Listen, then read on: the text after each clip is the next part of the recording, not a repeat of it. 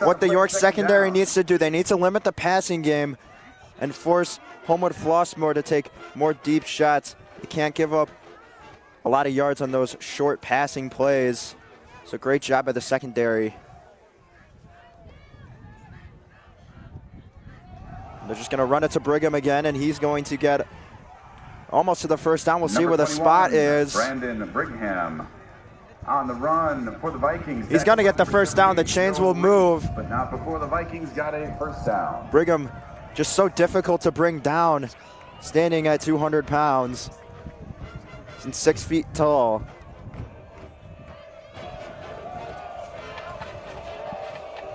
Vikings looking like they're moving the ball pretty easily here on the opening drive. Huge formation swap here. Direct snap to the halfback.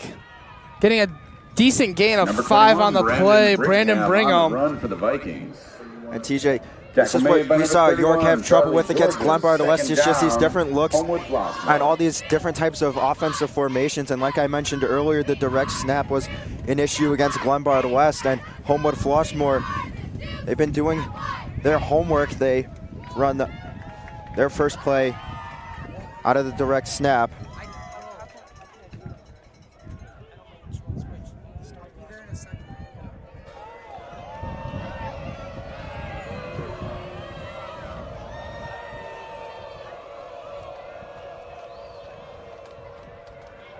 Second and 5. McDonald looking to pass. He's going deep. He's got a man open off the fingertips of Miles Ellis. Could have been a huge game, but slipped through the fingers. Brings up a third down. Yeah, and I know this is a run-first offense, but McDonald can really sling it out of the pocket, and that's what Homewood Flossmoor loves to do. They love on these passing downs, they give them extra protection with 1 or 2 backs or maybe an extra tight end. Gives them plenty of time in the pocket. He's got great pocket awareness, and you see him almost deliver a strike, but it was just incomplete. Huge third down here for the York Dukes. McDonald's going to keep this one himself. He's got the first down and much more. Finally being brought down at the 27-yard line by Marquand Brewster. McDonald can also run out of the pocket, so you have at least 3 viable run options. You have 2 receivers that can run jet sweeps or take direct snaps. They like to run some direct snaps out of the Wildcat to number 11, Jaden Banks. McDonald can run out as well, and obviously Brandon Brigham, your just traditional halfback.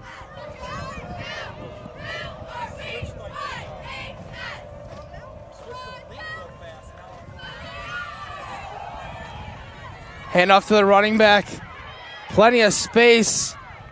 Trying to be brought down by Joe Reef. Number 11, fighting Banks right next to the first down marker. He's going to get that. Tackled by number Jaden Banks, number 78, the 5'9" junior on the rush. First down, yeah, TJ. Like I just mentioned, they like to run it to Banks, and you see it there, direct snap. He's in the Wildcat, and that's kind of their bread and butter. I mean, he can really break away. He's got some lightning fast speed, and he's very elusive.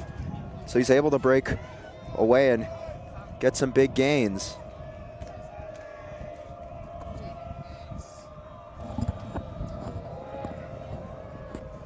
McDonald setting his man in motion.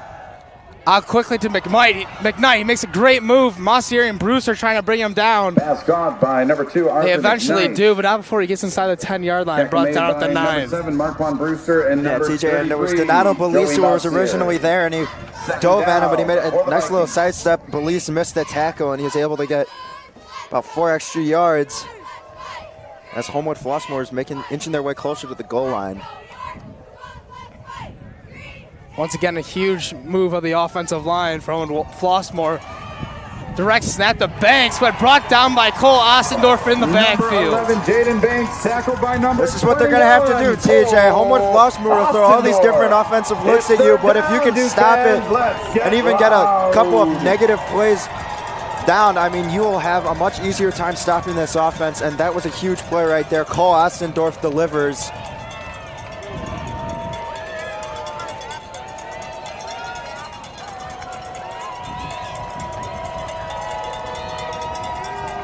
And once again, another huge third down.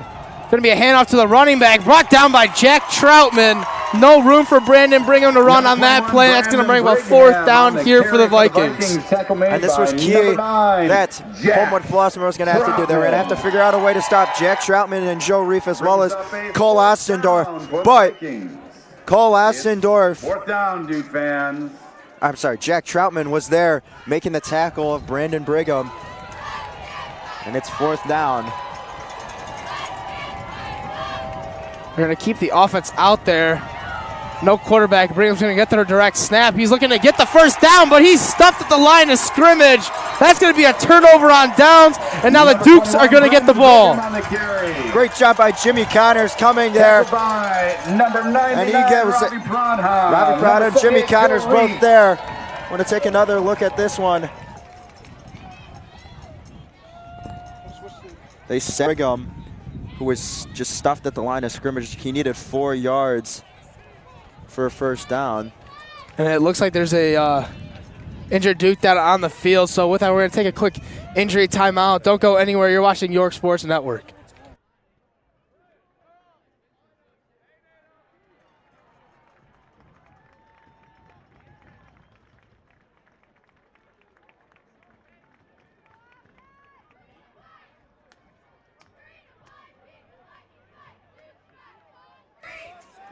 We welcome you back to Clarence D. East Field with the York Dukes with a massive stop on 4th down. They get the ball at the 7-yard line, and this offense comes out for the first time.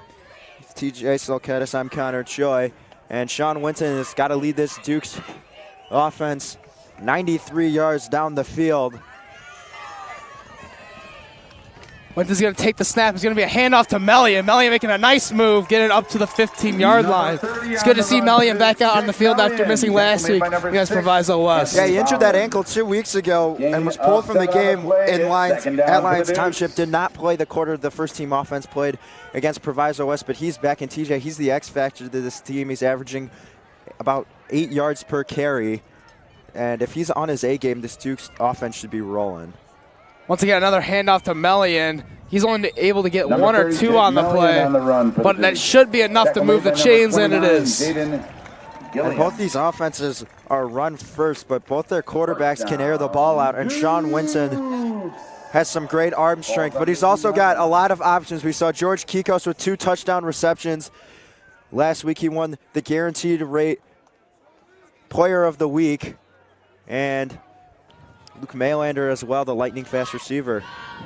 Melian, another handoff on 1st down. He's going to get maybe 2 yards on the play. Number 30, tackled down at the 20-yard line. Fought for a couple of yards. He was stopped by number 29, Jaden Gilliam, and number 6, Cameron Williams. 2nd down for the Dukes.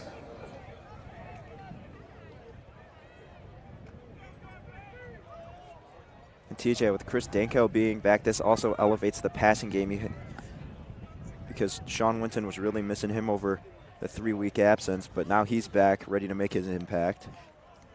And we did see him come back last week, but you know he wasn't really involved. They were really getting George Kikos involved, which we haven't seen much this season, but it's good to know that he has that contact with his 3rd receiver. He's going to take the snap. Once again, another handoff to Melian. He's going to work his way up the middle. Brought down at the 25-yard line by a surrounding swarm of Homewood Flossmoor Vikings. Number 40, TJ, Homewood Flossmoor as a defensive unit, they're a very physical unit. They can force fumbles. So I think the key for York today is protecting the football. 3 yards to go. You just cannot fumble because they will capitalize off the fumbles. They forced 2 last week when they played Lockport, and both of those drives resulted in touchdowns. So York has to be extremely careful, especially when they're so deep in their own territory. So on 3rd and 3, they're going to hand off to Melian. He looks like he has the space for the 1st down, and he does. Number 30, dragged down at the 31-yard line by Kyer Williams. Number 23. Yeah, well, it was actually Williams who kind of stumbled a little bit. I think he would have had the angle to stop Melian before the 1st down, but he stumbled, and Melian, being so fast, he was able to get the 1st down. And the Dukes are slowly but surely moving down the field. Yet to see Winton unleash his football yet. He's looking for Maylander deep, though. He's got a step on him. That ball's just a little bit overthrown, landing out of bounds on the Arthur McKnight, the wide receiver / cornerback, was a defender on the play. McKnight with some tight coverage, but I think that ball was leading Maylander out of bounds anyways. But if Winton can find his deep ball early in the game, this Dukes offense will be rolling in terms of the run game and passing game.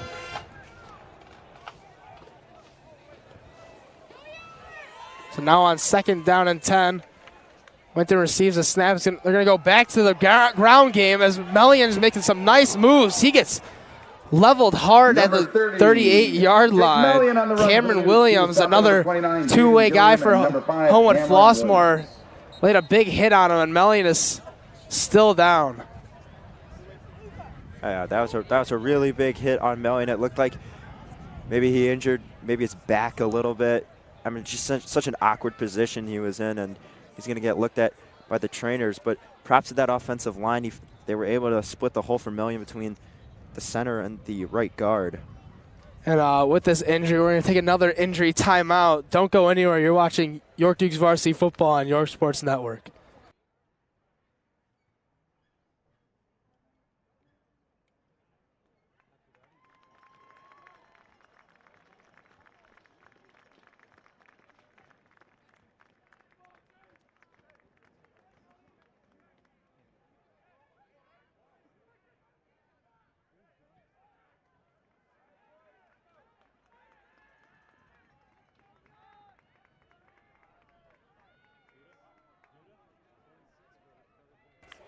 Back from injury timeout, Jake Melian was helped off to the sideline.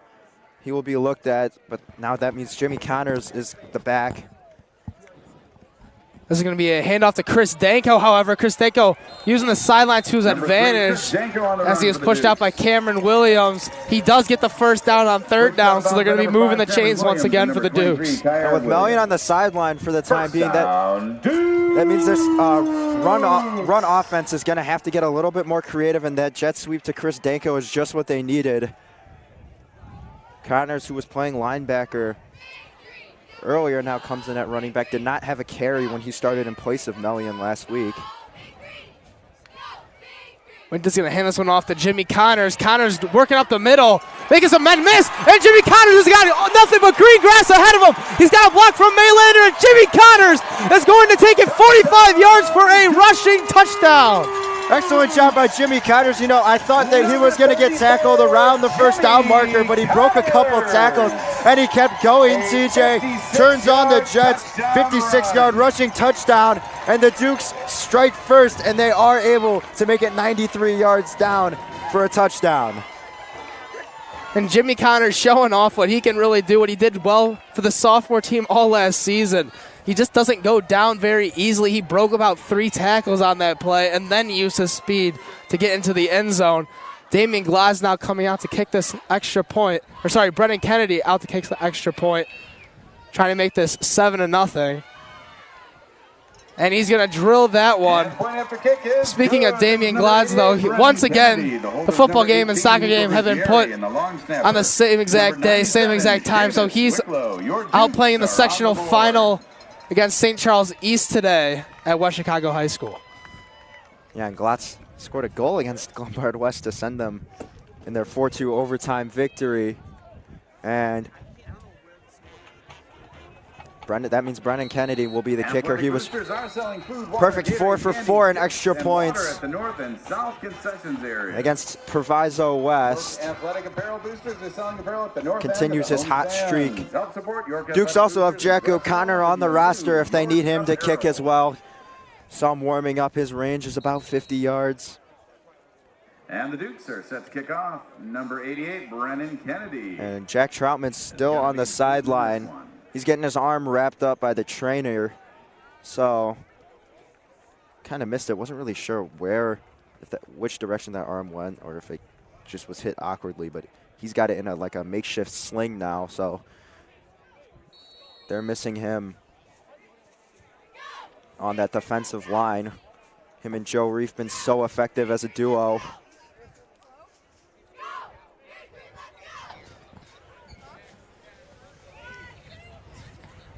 Brennan Kennedy kicked this ball away.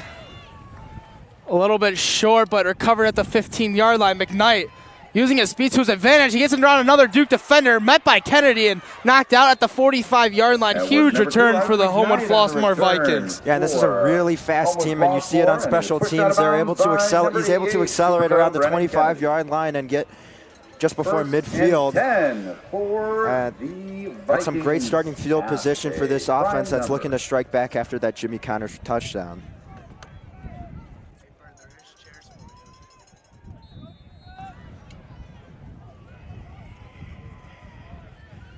RJ McDonald in the offense coming out for their second drive. They had a very effective drive getting inside the 10-yard line, but stopped on 4th down and 4. We'll see if that comes back to hurt them later, because they probably could have just taken the field goal and got some points on the board. And there's a flag. Flag thrown on this play. And one goes against the Dukes. I think that one was lining up in the neutral zone. So neutral zone infraction is going to be a 5-yard penalty, so it will be a 1st down and 5. I think that was on Donato Belise. I think he was just a little bit in front into Homewood Flossmoor territory, and no, it's just so close, but the ref was right there to see it.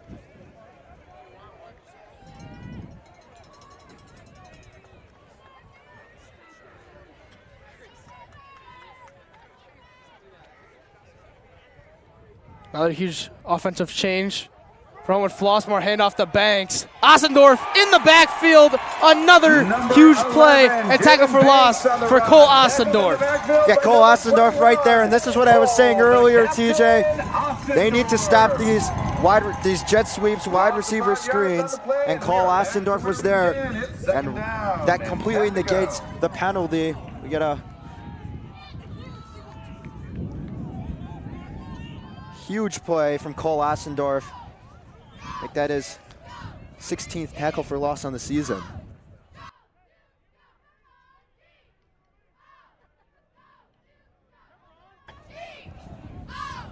RJ McDonald now on 2nd down and 10 after the loss of 5 on that last play. McKnight and Ellis going out wide. McDonald looking to pass. He's got some pressure from Badon and Reef, but he's making something happen. Brought down eventually by Jonathan Salza, but not before he gets a gain of 7, making this a much more manageable 3rd down and short. Jonathan Zala. Yeah, Zala does a great job making the tackle, but not before RJ McDonald's able to escape in the pocket, and Homewood Flossmoor tries to give him extra protection, but when the pocket collapses, he's still able to use his legs and pick up yards. He's still a very mobile quarterback, TJ, and that's something this defense also has to look out for. 3rd down here, McDonald rolling out to his right, looking to pass, get some good blocks, but he's brought down by Ossendorf again. Sack for Cole Ossendorf, having a little bit of help from Joe Reef. The captain, Ossendorf. Yeah, great job by Ossendorf, and he's kind of the player on this defense that they need to be all over the field. This range is incredible, and you see him track down the quarterback there, and Joe Reef was there to assist him. Reef and Ossendorf both there picking each other up, and now it's going to be a punting situation for Homewood Flossmoor. It's a wonky punt to Chris Danko, who fields it at the 15, and he's going to go nowhere. Gets up to the 16-yard line. So great job by the York defense stopping the Homewood Flossmoor offense, and that's going to send out this offense. Jimmy Connors on the bench after that explosive touchdown. Jake Mellion, after getting looked at, seems to be doing just fine. So it's just Jack Troutman that remains out of this game. And Mellion back in at running back. And once again, the York is going to start well inside the 20-yard line.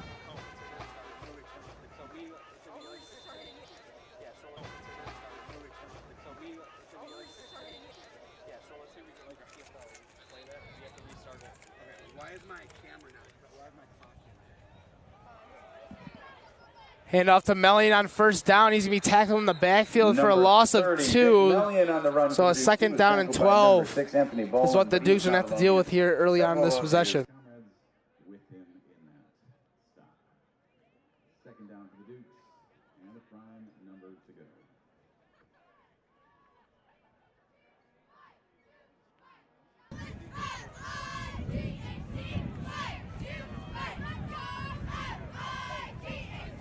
2nd and 12. Went to trying to get the Vikings to jump offside, isn't able to do so. Now giving his adjustments to the offensive line.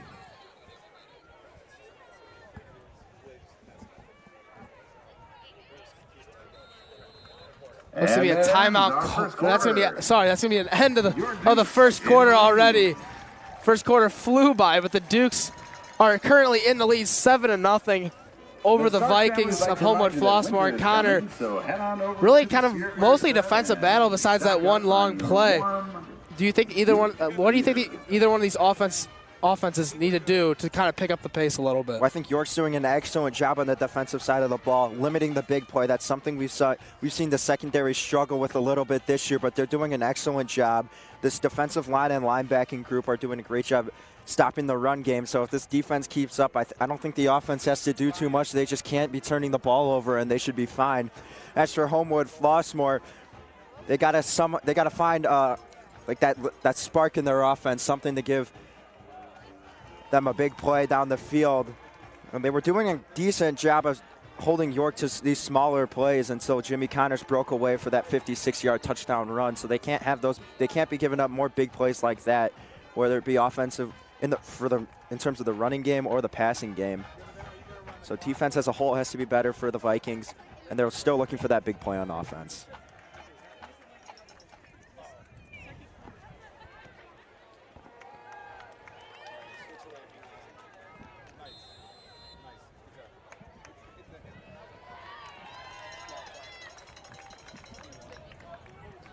Start of the second quarter now. Duke's offense currently at their own 19-yard line as they go for a quick screen pass to Maylander. Brought down instantly by number 14, Javon Blaxico. Once again, another two-way player for this Homewood Flossmoor team. It seems to be the case with their entire defensive backing core and wide receivers. Well, Coach Fitz really likes to run those wide receiver screens to Luke Maylander, and usually they're so effective because he's averaging about 12 yards after each catch for those screen passes, but there he stopped and he loses 2 yards on that reception. And York really hasn't found their passing game in this one, but I feel like that's been kind of a common theme. They don't find it till the second half, but against a good Homewood Flossmoor defense, they may have to find it earlier. Went to looking to pass on 3rd and long. He's going to step up in the pocket, trying to make something happen with his legs.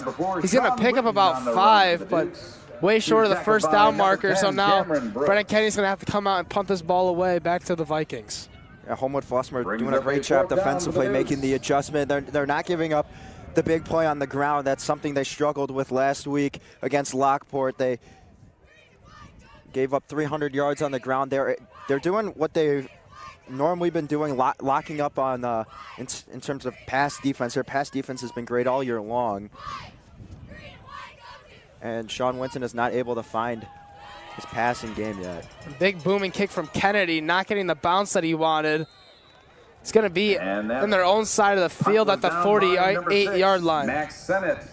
Number 88, Brennen Kennedy was the punter. And the wind's got to be a factor too. TJ is only a 31-yard punt, but Kennedy can usually boot it much farther than that. But when playing a major factor, I mean, even in warm-ups when I saw Jack O'Connor and Brennen Kennedy kicking warm-up field goals, I mean, some of them, Kennedy's first kick was just super short because I don't think he accounted for the wind entirely, and it's how fast it was blowing.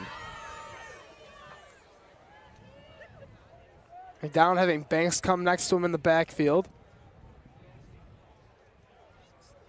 It's going to be a handoff to Banks. Banks not going to have anywhere to go. Brought down by number 97, Seamus Wicklow. Yeah, we've seen Wicklow getting more involved and the defensive line, and now you're going to have to see him out there more, especially with Jack Troutman on the sideline. He has not put his jersey back on, so I'd expect for him to be done for at least the rest of the half, more likely the rest of the game. So that means Wicklow's the next guy up, Wicklow and Ravi Prada, and we'll definitely see more playing time, both of them on the field right now.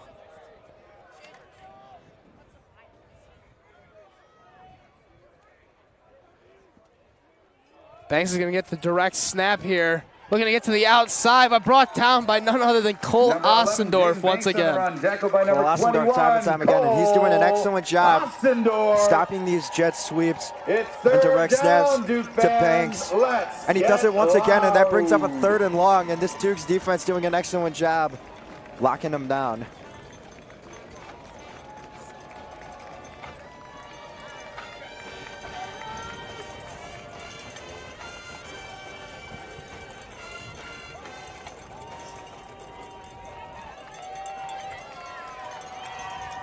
Homewood Flossmoor in a tough situation here on 3rd down and 9. McDonald back in that quarterback, sending his wide receiver in motion, Carson Brownfield. Looking to unload one deep. His guy's got to step on him, and once again going through the hands of Miles Ellis. Pass intended for number 23. That's some great coverage right there. Miles Ellis. It was defended by his RJ McDonald had some pressure early. Seamus Wicklow doing a great job getting through that offensive line, and that's going to bring up 4th and 9, and they're going to have to punt it away once again.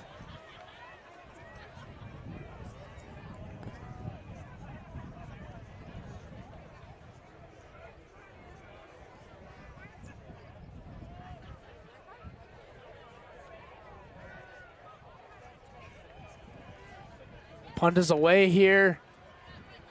Being able to be received by Danko at the 15. He's looking to use the left sideline. He's got a bit of room. He's going to step out at the 30. Number 3. Good return of 15 yards.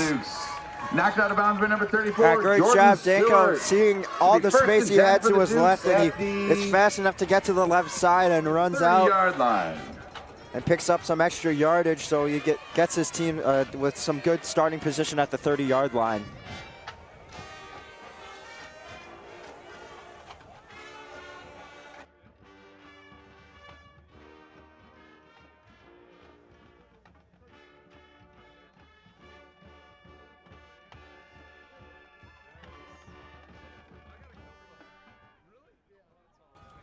Which is going to hand this one off to Melian on 1st down. He's going to be able to pick up 3. 30, Jake Melian on the run for the Dukes. Stopped by number 23, Tyre Williams, and number 74, Jarve Bay. 2nd down for the Dukes.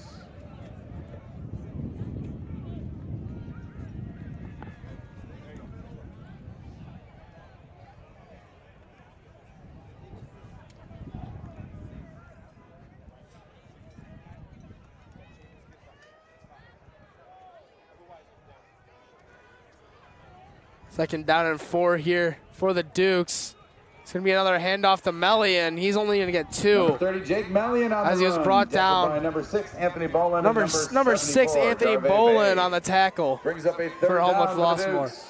TJ, they're doing a great job now. After the Dukes scoring a touchdown on their opening drive, Homewood Flossmoor making some great adjustments, stopping the run game, and they're bringing up 3rd and medium, 3rd and long situations where the Dukes are more likely than not to have to air the ball out, and they just haven't found their passing game yet.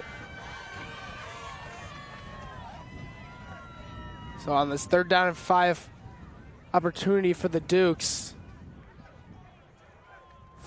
Ryan trips on the right side. Maylander on one-on-one coverage. Winston looking for Maylander. He's getting pressured in the backfield. Able to make a great play to evade the tacklers. Maylander's going to catch it right around the 1st down marker. I think they're going to mark him down a yard short, but there are flags thrown out onto the field. TJ, I'm so surprised that Winston was able to evade the sack, but he's been doing it all year. Nasir Ajalano Ibu with the pressure, and Winston just hugged the football, brought it in close, and was able to slip out and then find Maylander for the completion, but we'll see what the flag is. I think there was 2 separate flags on the play. We call a holding call against the Vikings. Defensive penalty. Looks like there's 2 defensive penalties. Holding penalty called and a push in the back. 1st down. They're going to accept the holding penalty, so that's going to be an automatic 1st down here for the York Dukes. Yeah, so that I think they accept the holding there because I think the holding didn't occur until later in the play, so it's a 10-yard penalty from the start of the foul, and that will give the Dukes a better spot.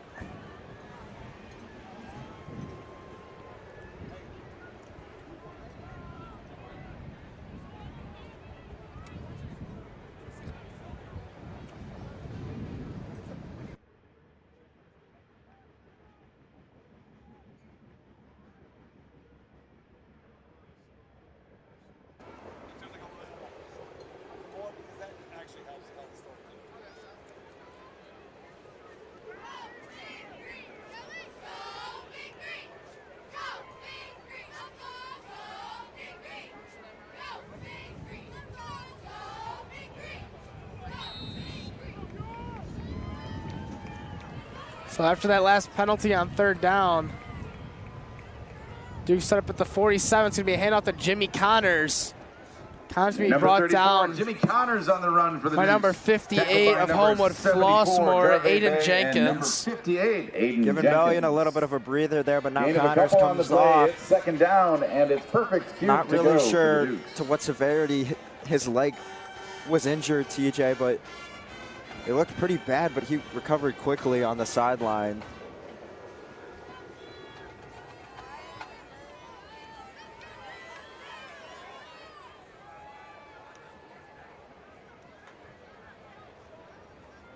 He's going to take the snap. Once again, has to get out of the pocket, make some moves with his legs. Doesn't have anything. He's going to have to throw it away. He's getting pressure from Cameron Brooks on that last play. Number 24, Alex Lopez. And that time, Whitson doesn't try to do too much. He knows the pocket has collapsed, and he's running out of options, and he makes the smart decision and just throws it away because you don't want to take a sack there, because then that would bring up 3rd down for the Dukes. Long, but now it's 3rd and 8, which is still not that close to the 1st down marker, but it's definitely a lot more manageable now. 6:26 left to go in the 2nd quarter. Wentz is going to roll out right. He's going to throw it back across his body to Mellion. Mellion, great juke move. Mellion's got plenty of space. He's going to try cutting it back inside. Brought down at the 25-yard line. 25 yards on the play for Jake Mellion. Mellion not really noticed a pass-catching back, but TJ right there. Just a nice, simple running back screen to him. Makes the reception and explodes for a 1st down and much more. And shout out Adam Nix with a great block that allowed Mellion to get to the 25. Timeout called by Homewood Flossmoor. So with that, we're going to step away shortly. It's 6:07 left to go in the 1st half. Dukes currently lead 7-0. Masters Law Group, the Catrice Law Group, FFC Elmhurst, where you belong, CB Landscaping Incorporated, and Elmhurst Photo Boutique. Family-owned, community-involved, and also a location where you can purchase your York Duke gear. But today you can purchase it at the Shearwear Show.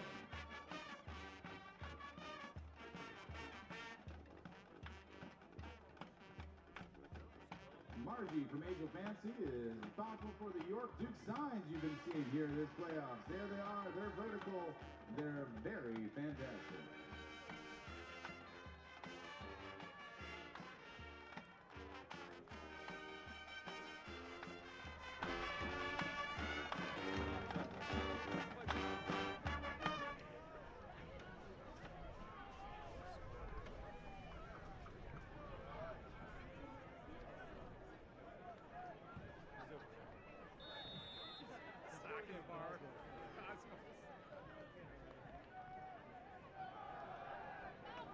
Danko is going to use the sideline once again to his advantage. He's going to be able to pick up just about 10 yards. I think they're going to mark up just short of that 1st down marker, so it'll bring up 2nd down and short. Yeah, Danko slowly being eased back into this offense, TJ, and see him gets a 7-yard pickup on the 1st down play.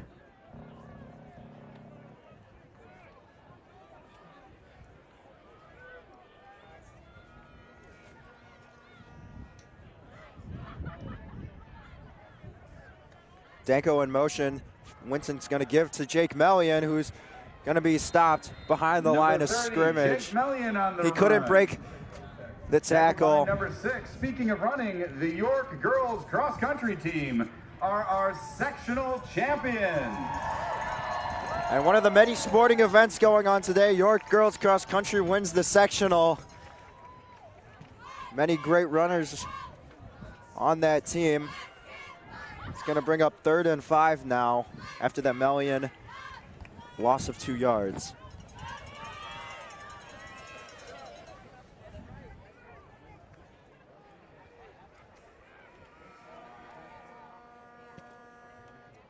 Winston's going to take the snap, trying to step up in the pockets, trying to get the 1st down. He's only going to get 3 on the play. He's tackled by number so it's going to bring up a 4th down and 2. We'll have to see what Coach Fitz is thinking without his normal kicker, Damian Glods, if he has enough trust to put Brennen Kennedy out there to try and make this 10-0, or if they're going to go for it. Does look like they're going to bring out the field goal unit. Yeah, and TJ, I think that's the right call. Homewood Flossmoor's been pretty good, especially if you look at the last few downs. They got Melian behind the line of scrimmage for a loss of 2. Then they went and scrambled out of the pocket, only gets 1 yard. And Kennedy's still a very good kicker. However, he did miss his only field goal attempt last week against Proviso West. Here's the 36-yarder from Kennedy. It's definitely long enough, and it's good. He gets it through the uprights. 36-yard field goal is good, so that's going to extend this Duke's lead to 10. 10-0 against the Vikings. 4:21 left to go in the second quarter. Yeah, Kennedy's got some decent range between. I think he just got about can make about 45 yards as his max range from what I've seen him do in warm-up. So he had a good chance to make that one, and he drills it between the uprights, and now that makes this game at 2 possessions, and Homewood Flossmoor still has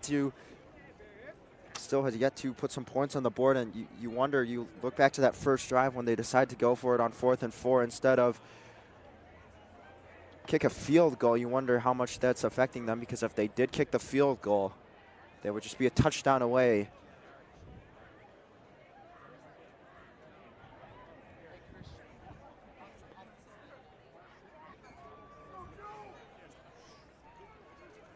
Now Kennedy, who just made the field goal, is going to kick it off for York.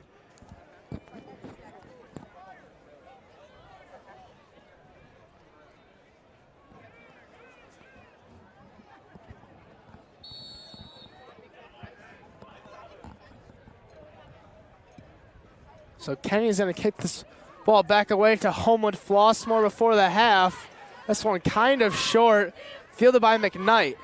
McKnight's up to the 30. He's got 1 man to beat. He's working down the sideline. McKnight's got plenty of space. The 15, 10, 5 touchdown. And just like that, Joe McKnight makes this a 4-point game. A 3-point game awaiting the extra points. No flags are thrown, and it's going to count for the Homewood Flossmoor Vikings. Well, TJ, I said Homewood Flossmoor needed to cook something up on this drive to make it only a 1-possession game, but all they needed was 1 play. Kennedy had a solid kick to about the 12-yard line. We're going to look at if you look at it go back, and he was able to accelerate. Last kickoff, he got to about midfield, and this time he was able to beat Kennedy. Last time Kennedy pushed him out of bounds, but McKnight able to cook him. Extra point going to be good by Homewood Flossmoor. Xavier White on the kick. Or sorry, no good.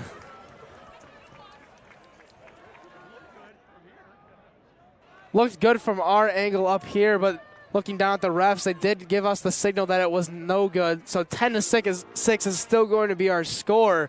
So Duke's still in the lead by 4. Field goal does not tie the game anymore. And with that, we're going to step away shortly. Don't go anywhere. You're watching York Dukes playoff football on York Sports Network.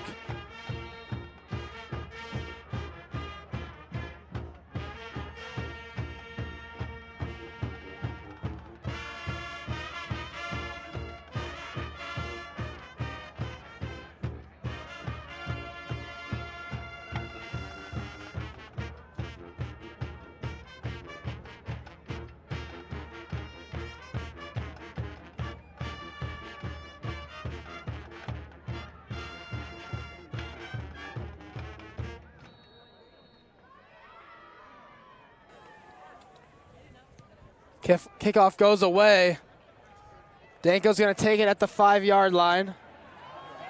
He looks like he's got some space now. He's going to work this one up to the 38-yard line. Not quite as good a return, but still quite efficient, giving the Dukes a real opportunity to extend this lead here before halftime. Well, TJ, I guess it's just a special teams battle today. So, McKnight, his first return was up to, or his second return was up to the 50-yard line, and his last one was taken for a touchdown.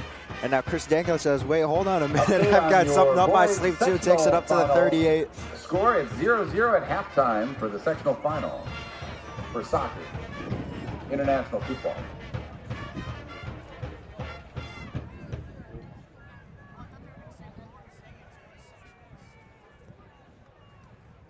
Winton's gonna fake this one, get out to Maylander. He's got a block from Danko. Maylander now racing down the sideline, and it looks like he's going to get into the end zone. Touchdown. Only takes one play for a huge 63-yard touchdown for Luke Maylander.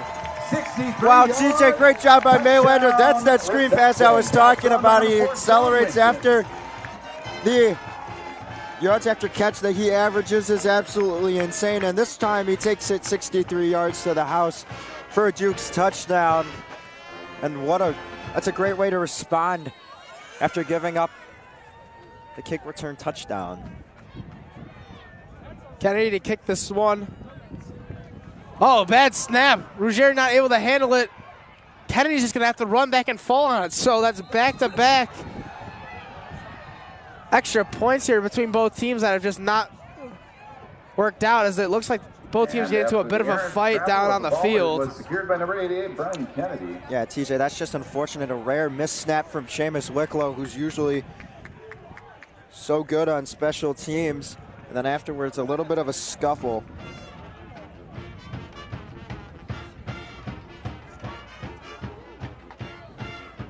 We look at the replay. They fake the handoff to Melian, and they find Luke Maylander open on the nice screen pass, and he's just accelerates down the sideline and into the end zone. And that's usually his most effective route, TJ.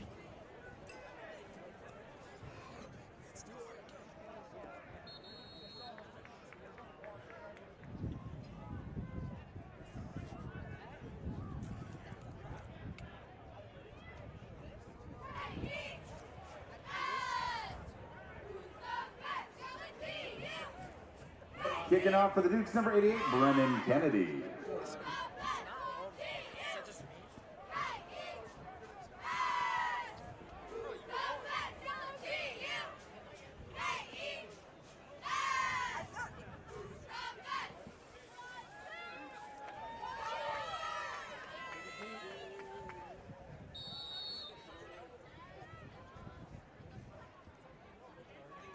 Kennedy's gonna squib kick this ball.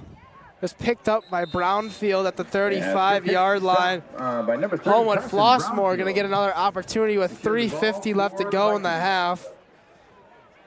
Connor, do you think this is finally going to be the possession where you think Homewood Flossmore is going to get something going on offense? Yeah, you know, maybe. I mean, their only points come from special teams, and that first offensive possession by Homewood Flossmore was going pretty good until the Duke stopped them inside the red zone. But if they can find that running game again and finally figure out that passing game, I think they'll be okay. Does McDonald? I don't think McDonald has a completion yet. I mean, only 3 passes attempted, but. Hand off to Brigham. Brigham's got some help from his offensive lineman, shoving him down the field. He's going to get the first down. He's going to pick up 12 on the rush. Finally brought down by Danko, who we've seen him play a little bit more on that defensive side of the ball these last 2 weeks. Yeah, and I mean, there's been some injuries, so they've kind of had to shuffle some guys around, and Chris Danko's finding himself in the secondary. Him and Marquand Brewster. Brewster finally comes back in. Now Danko's getting some work in there, too. Another handoff brought down by Jimmy Connors and Ravi Pradhan. Help from Reef and Ossendorf as well. Cameron Huge Beaver group effort. Cameron Beaver is not going to be able to get anything going on that rush. No gain, second down.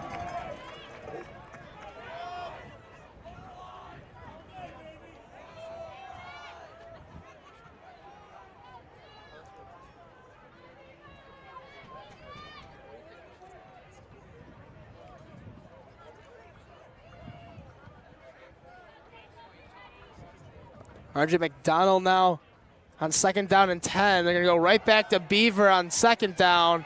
He will get positive yards this time, but only 3. So now a 3rd down and 7 presents itself to the Vikings as the clock continues to roll down here at the 2:30 mark here in the first half. Yeah, you know, time's ticking down in this first half, like you said, TJ, but Homewood Flossmoor not really showing any sense of urgency. They're not running, they're not in their 2-minute offense yet. They're still taking their time.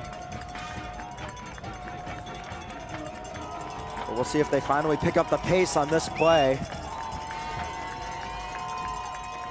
McDonald looking to pass. That ball gets tipped at the line by Ravi Pradhan, falling short. So now the Vikings are going to have to punt the ball back to the Dukes. And Connor, back to that clock management. That was smart by the Vikings to let that clock roll down on that third down play, trying to make sure to give it as little time as possible to this York Dukes offense if they were not able to pick it up like they just had that happen right there on that last play. Yeah, and I think if they wanted to speed it up, I think you have to do that straight out the gun from the get-go on first down, but they didn't, so you probably let it roll down to about 2 minutes, and then if you were able to pick up the first down, you keep the clock rolling. As Danko getting good blocks from Eddie Sika. He's going to be brought down at the 35. Great. He's done a great job on the punt return game that day, averaging 12 yards per return. Yeah, and he's been... It's another big thing that they were missing with his absence. TJ Jack Birnbaum was a return man who was a very solid returner, but Danko has game-changing speed, and it's so hard. That's something that's nearly impossible to replace. So it's nice to have him back as well on the special teams aspect of things. And as for this offense, though, they were able to get more people involved, like you said earlier, George Kikos, but also Finton Helm. They both had a couple of receptions for at least one touchdown last week, but not a big passing game yet besides that Maylander touchdown. It's going to be a handoff to Melian here. Melian! He's got nothing but green grass ahead of him. That's going to be another one-play touchdown for the Dukes. Touchdown. He got a couple of good blocks on the outside from his receivers. Turn on the burners for a 64-yard touchdown run. And TJ, that was run all the way. That was some, like you said, great blocking from his wide receivers, but also that offensive line creating that hole up the middle for him to run. And Jake Melian explodes, and no one can catch him. He's got incredible speed. He is so fast all the way to the end zone. One play is all they need. Makes it a 22-6 game.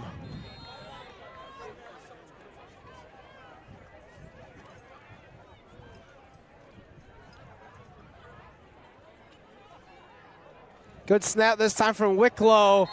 That one's going to be through the uprights. They're going to get the full 7 this time around, so now the score is 23-6 here in the first half. Homewood Flossmoor will get another chance to rebuttal here before the half, but we are going to step away for a quick break here. Don't go anywhere. You're watching York Sports Network.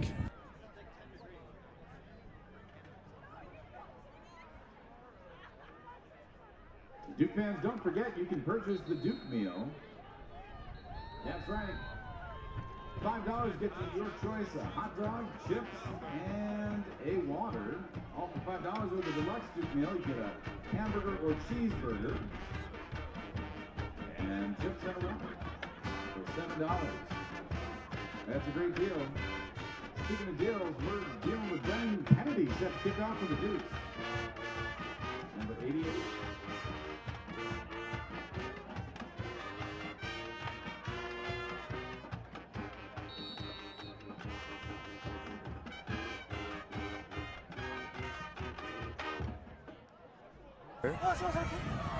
Another squib tip and kick attempt. This one's going to be barely brought in by Brownfield. That kickoff reception, Carson Brownfield for the Vikings. Vikings going to get the ball at the 33-yard line. Homewood Flossmoor only has 2 timeouts, not the full 3 for this last possession. And Connor, we saw them take kind of a slower approach on their last possession under the 2-minute mark where they're starting. Do you think that it's going to be a really fast-paced drive trying to get in the end zone, cut this lead down before the second half? I think this first down play is huge. You got to see what you do on first down. If you can get a big chunk of yardage, then I think you go no huddle, you speed it up and try and get a field goal at least on the board. So you can go in cutting into that lead. McDonald's going to keep it himself. Trying to be tackled by Danko. He's got to have help from Jimmy Connors. He's going to pick up 9 on the first down. And I think that's enough where you could go no huddle and speed it up, or you could run another play, see what happens. Quite a few there. First down. Looks like they're going to give him the first down on that play. So clock should have stopped after that, but it continued running.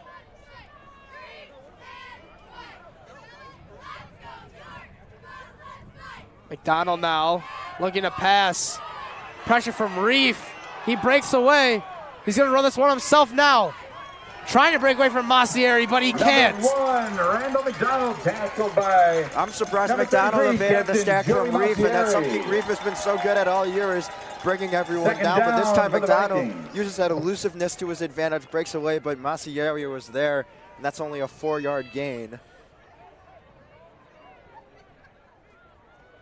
And TJ, less than a minute left. Really haven't picked up the tempo. McDonald looking to sling this one deep. He's hit as he throws. Joe Reef and that was completely disturbing that pass. They're going to give him a sack on that. That could have been dangerous if the York Dukes recovered that football. Could have put them in a great position with 3 timeouts to get some more points. Yeah, looking at it again, McDonald. And one thing they emphasize is protecting him. Who are taking a timeout. And Homewood Flossmoor is going to take a timeout. Well, one thing they emphasize so much is protecting McDonald in the pocket, and I think that's the fastest we've seen the pocket deteriorate for Homewood Flossmoor today. And right there was Joseph Reef, who was able to smack the ball out of McDonald's hands. And Homewood Flossmoor, like you said, TJ, they got really lucky that no one was there, because if someone was there, you have great field position. Industrial Manipulators. With that, we're going to step away shortly. Don't go anywhere. You're watching York Dukes Varsity Playoffs here on York Sports Network.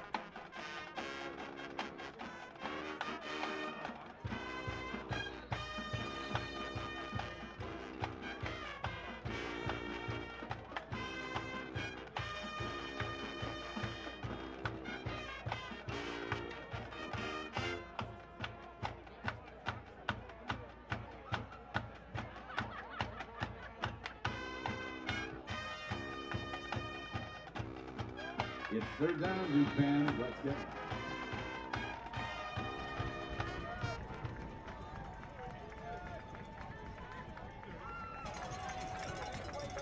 Third down now for the Vikings. It's going to be a quick screen pass. It's not going to go anywhere. Brought down by Reef and Perdon. That should bring us to the end of the half, but there is a timeout called. Reef and number 21, Cole Ostendorf. Why not? You got the timeouts to use. And Robbie Prodden, with Troutman out, Prodden's had to step up this game, and he's flying all over the field, and he's making a big impact. And TJ, he's had himself a really nice couple of last 3 games. That stretch has been great, and he's continuing it in this 4th straight week. And he's really showing how much of a valuable asset he is to this York Dukes defense. We saw he was out earlier in the season. Andrew Bricker was filling that void at the defensive tackle position, but ever since Perdon's come back, he's looked very effective out there. I mean, in his first game back, he recorded a sack at the nose tackle position. I mean, you don't see many defensive tackles in the NFL even get a ton of sacks, besides, of course, Aaron Donald, but it's hard to try and compare yourself to a guy of his caliber. I don't think there's anyone on this field that compares to Aaron Donald. So with it being 4th and 17, they called a timeout, and they're just going to punt it away. They're going to boom this one down the field. They're going to let this one bounce.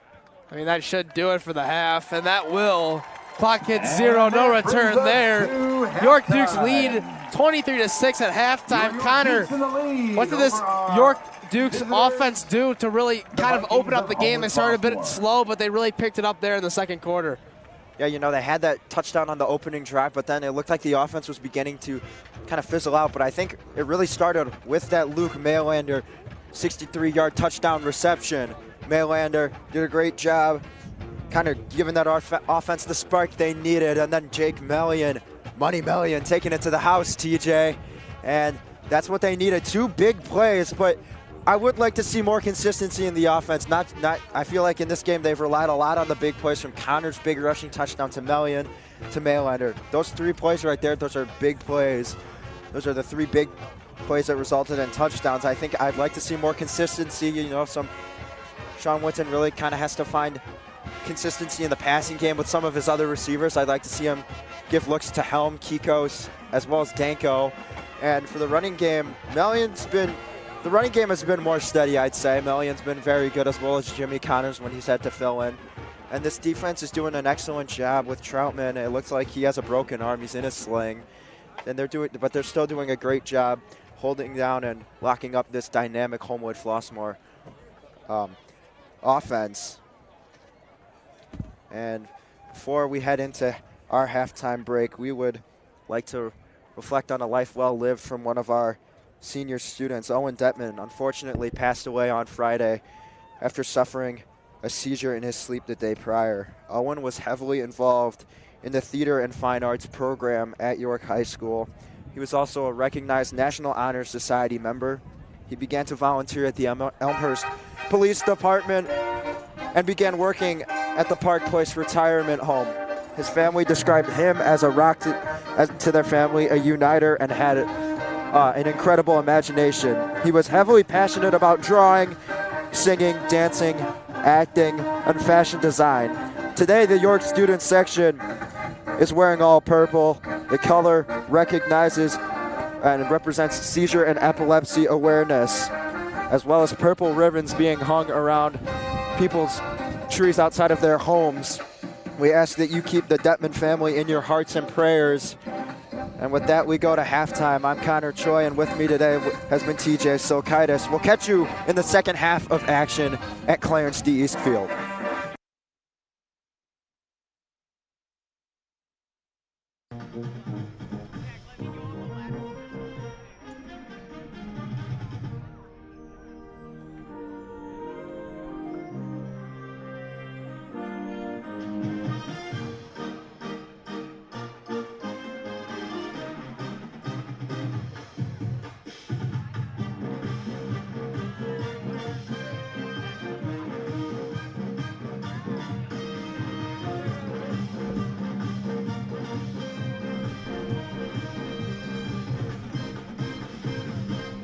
Let's hear it for Varsity Palms team.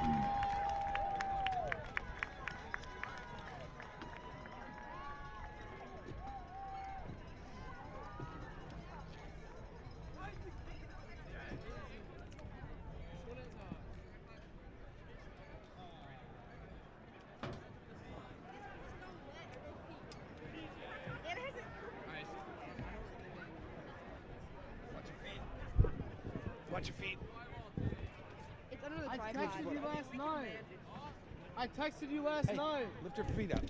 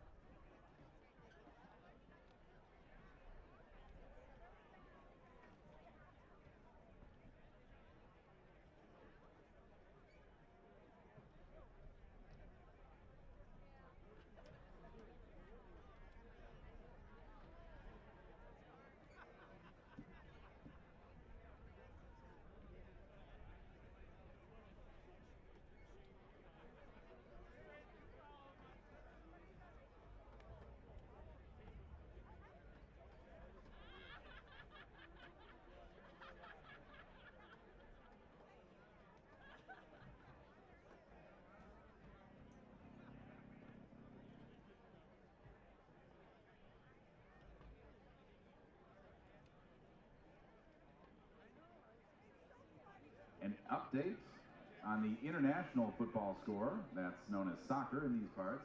Your York Dukes are up with a score of 1-0 in their sectional final.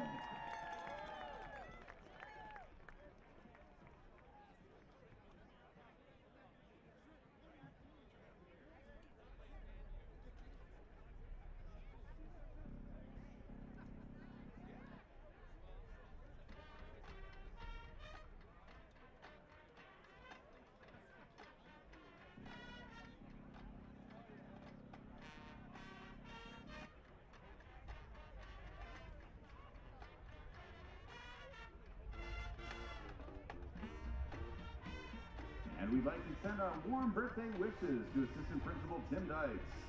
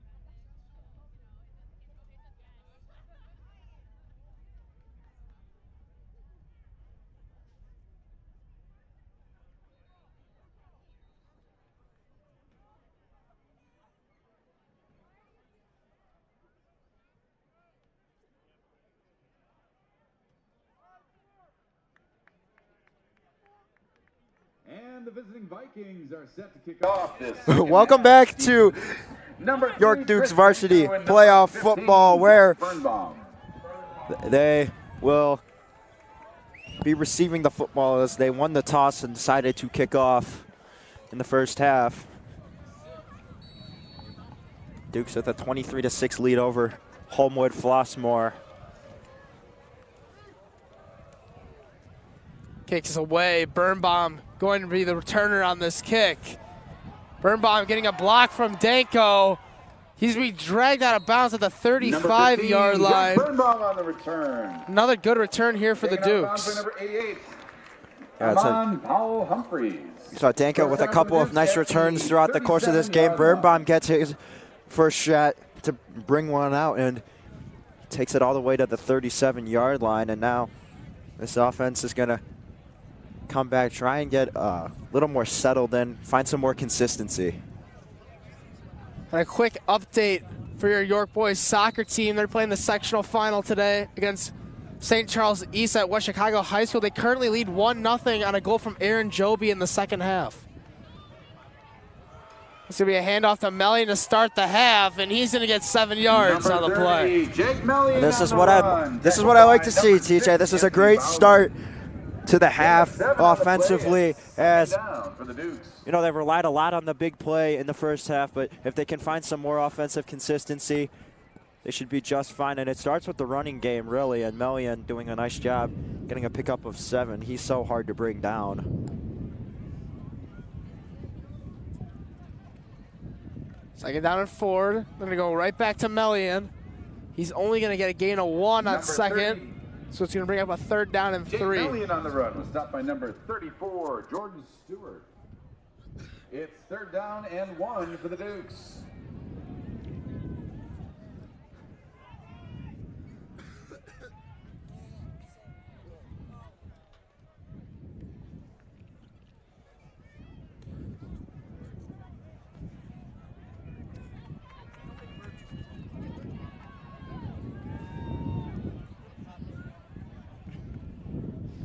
He's going to take the snap. He's going to keep this one himself. Stumbles, able to stay up on his feet. Number 4. Fought for the first down, and I think he got it. Yes, he did. They're going to move the chains here after the 4-yard rush from Winton. Number 29, Jaden Gilliam.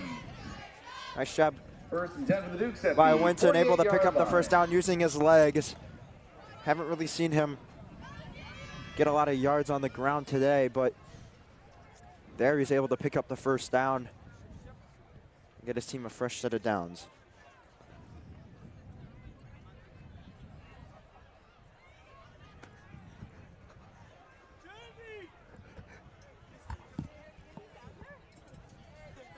First down and 10.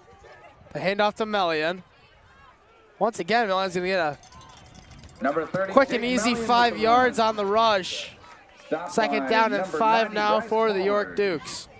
2nd and 5 for the Dukes. They're continuing this nice drive. I think you want this to be a relatively lengthy drive that would end in a score, TJ, because you're looking to extend that lead even more.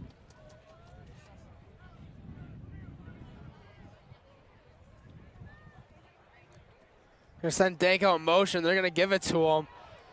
He's trying to work his way to the sideline, but he's going to be brought down after a gain of 2. By number 14, Javon Plaxico. He was stopped by number 14, Javon Plaxico. There is a flag on the field, it looks like. Was a flag thrown down. We're going to have to see what this is. It's going to be a holding on the offense, so they're going to be pushed back 10 yards, so it's going to be a 2nd down and 15 here.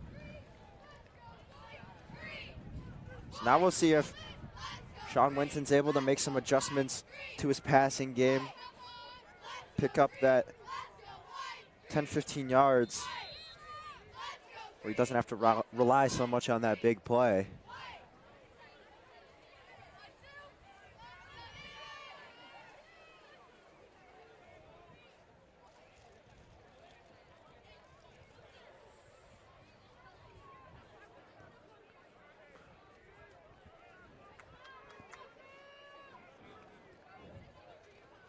2nd and 15 here.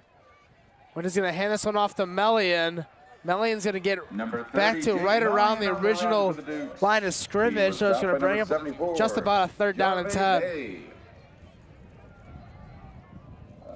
Now it'll be interesting to see what they do. I think it's a pretty obvious passing situation. You want to keep this drive alive. It's been going on for pretty long, and Melian's limping off the sideline. That left leg, he had that ankle wrapped up.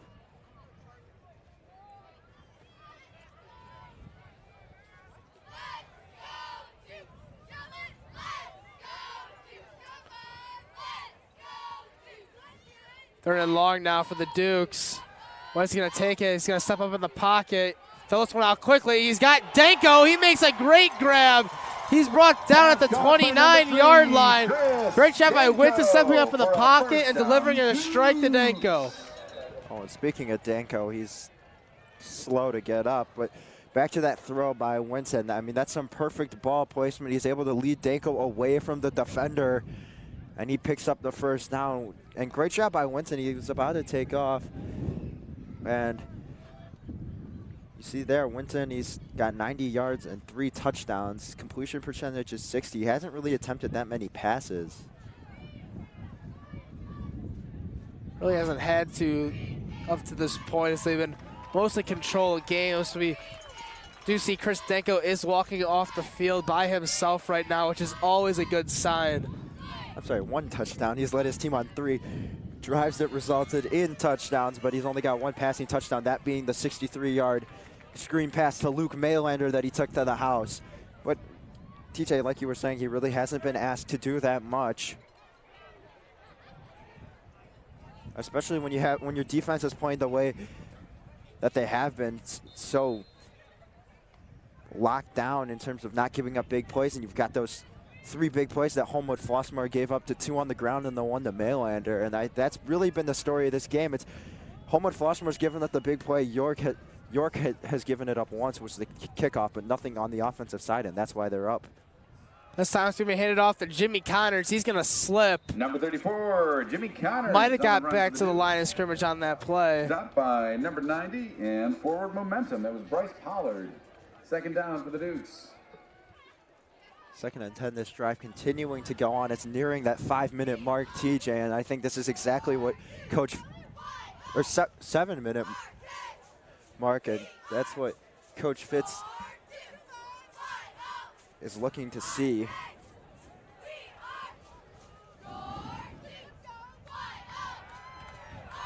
There's a pass here over the head of Finton Helm. Incomplete. Intended for number 17, Finton Helm, brings up a 3rd down. He had Finton Helm wide open. Most likely would have been a touchdown, but flew it over his head, so now it'll be a 3rd down and 10.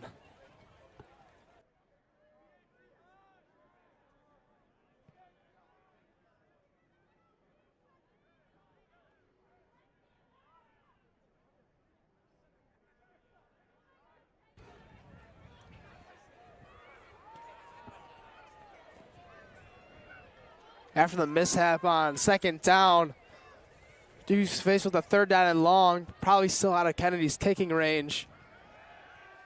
He's going to look to unload one. He's got Maylander in the end zone, and he comes down with it. The mailman delivers once again, extending this lead 29-6. The Dukes controlling this football game over the Vikings. Well, they only needed a 1st down, but Winton delivers an absolute dot, hits Maylander in stride, and that's something he's been so great at all this year, hitting his receivers for deep balls in stride, and great job by Sean Winton.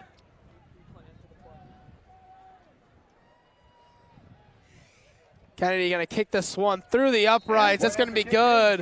Number 88. Now in the lead by 24. Take another look at that play. That's Sean Winton. He just drives back, and he's got time in the pocket, and then steps up and fires perfectly into the breadbasket. Luke Maylander right there for his 2nd touchdown of the game. We're going to step away shortly here. Current score 30-6. The Dukes in the lead. Don't go anywhere. You're watching York Dukes Varsity Playoffs on York Sports Network.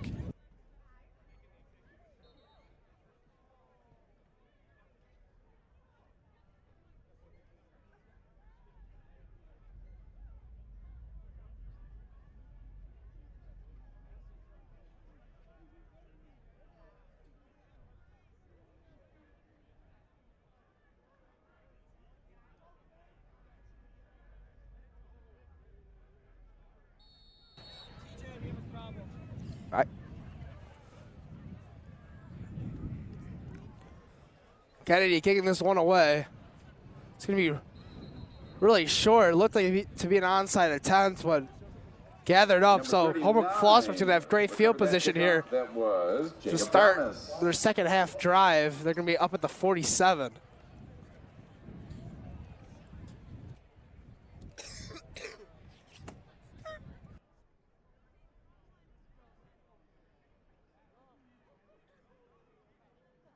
It's 1st and 10 for the Vikings at the 47-yard line. Another update from the Dukes soccer team. They allowed a goal to St. Charles East, so the game is now deadlocked at 1-1 out in West Chicago. RJ McDonald here is looking to unload one when there's nothing there, so he's going to take off running.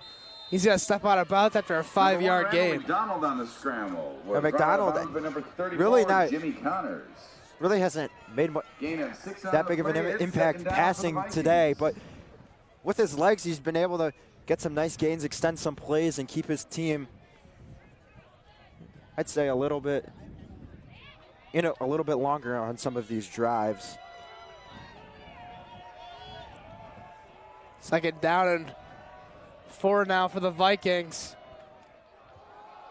Hand off to Brigham. Brigham does a nice job of just getting anything on the play as he was met in the backfield by Reef and Ossendorf. He's going to pick up 2 on the play. And back to McDonald. I mean, I don't think personally he's done that bad in the passing game. He just had a couple unfortunate drops from his receivers. Costly ones at that. 2 of them could have been touchdowns. But he's looked good on the deep passes that he has thrown today. Brigham and Beaver in the backfield now. Going to be a flag thrown. Duke's calling for a false start, and that's what it's going to be. So 5-yard penalty instead of the 3rd down and 2. It's now going to be a 3rd down and 7. Yeah, that's a big time penalty that goes against Homewood Flossmoor, because that goes from a 3rd and short to now 3rd and long, and now that's going to force McDonald, who's probably going to have to pass, but they bring out some bigger offensive linemen. And Brigham comes off.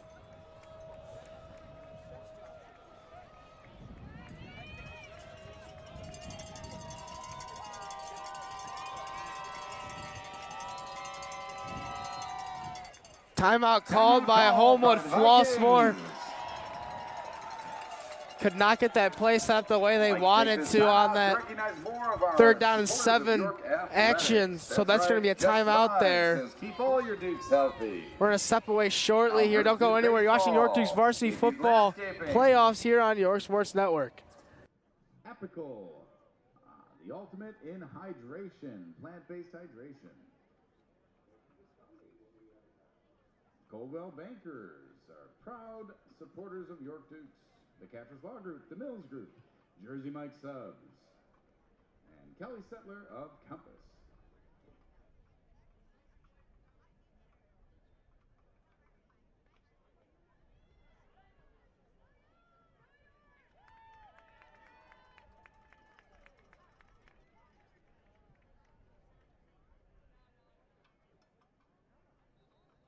And that was an amazing round of back handsprings by the cheer team of the Vikings and the Dukes.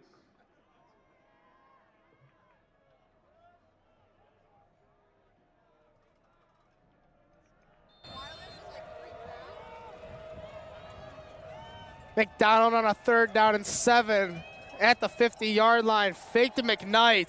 He's going to keep himself, but Jimmy Connors makes a huge play. McDonald tackled by number 34. Jimmy Connors once again coming in, and he smokes McDonald. He's a lot bigger than him, but Connors able to bring him down, and that brings up 4th and 5. And the Vikings once again will be forced to punt it away.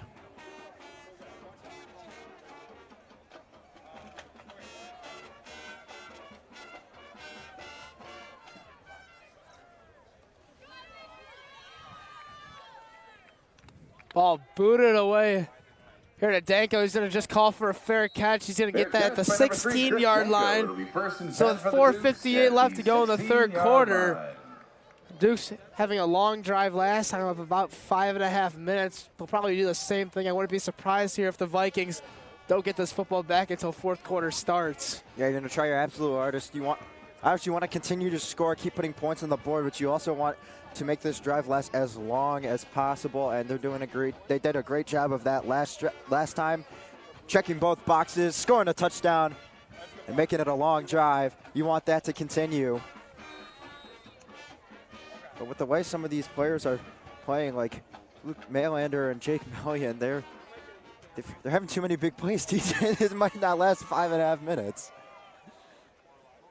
Speaking of which, the first down handoff going to go for 6 yards. Good to see Million back in the game. We saw him go out on that last drive. Looked very frustrated, but he's right back out there doing what he always does, getting good yardage on the ground for the Dukes. Yeah, TJ, I think it's still that same ankle that he hurt in Western Springs when the Dukes took on Lyons Township that he re-aggravated again today in this game. So that's just something to look out for. With it being 30-6, you just wonder how much longer will Coach Fitz keep him in the game for, because you're setting yourself up for a first-round playoff victory, and there's still more football to be played. Hand off to Million again. Maybe getting one on the play. Third down and 2 now. He was stopped by number 54 of the Vikings. Sorry, 3rd and inches. Going to give him third down for the Dukes and a yard to go. A little extra, but yeah, Connor, I would totally agree with you. You know, I mean, at this point in the game, you got to think to yourself that it's over, 30-6. Your defense has just done a phenomenal job. They have not let up any points yet in this game. The defense is still pitching a shutout. It's just the special teams that let up that touchdown. So, I mean, if I'm him, I'd feel confident in this defense keeping the score where it is. They're going to go back to Million, brought down in the backfield by number 34 of the Vikings. That was Jordan Stewart. Jordan Stewart on the tackle. It's 4th down for the Dukes. 4th and 3, I think there's no reason to go for it, and you send Kennedy out there to punt it away. And that, if I'm Coach Fitz, I think that should be the last drive where we would see the first-team offense, TJ. Probably looking to send out Masso on the second team. Kennedy punts it away. And return by Banks. Set against the first hit on him, and then a swarm of Dukes comes in after the fact to get the tackle. He was tackled by number 57, Adam Nix.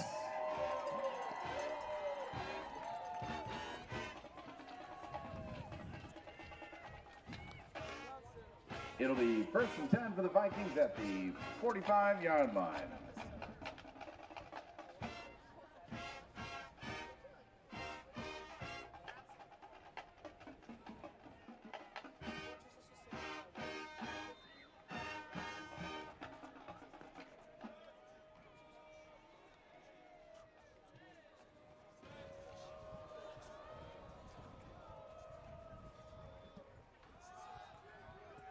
McDonald going to run this one on 1st down. He's going to get right to the line of scrimmage. 1 yard short, brought down by Joey Massieri. Made by number 33, Captain Joey But that's probably what you needed, a little bit of momentum. 2nd and 1. 9-yard run on the first play of this drive. Clock's still ticking down under the 2:20 mark now, as York had a pretty successful time-wasting drive, not being able to pick up that 1st down. But a fake here. Banks is going to get it. He's brought down by Pradon and Marquand Brewster.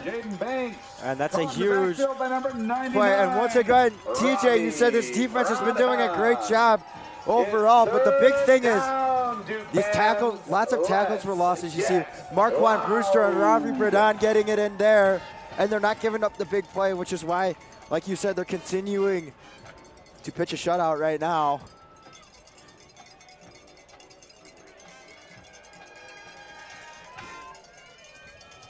And with it being 3rd and 2, Homewood Flossmoor, this is a big down. They really need to pick up a first here. McDonald's going to take the snap, looking to pass it. Once again, pocket collapses. Perdon's there to make the tackle again, but huge boost from the offensive line. They're going to pick up the first down.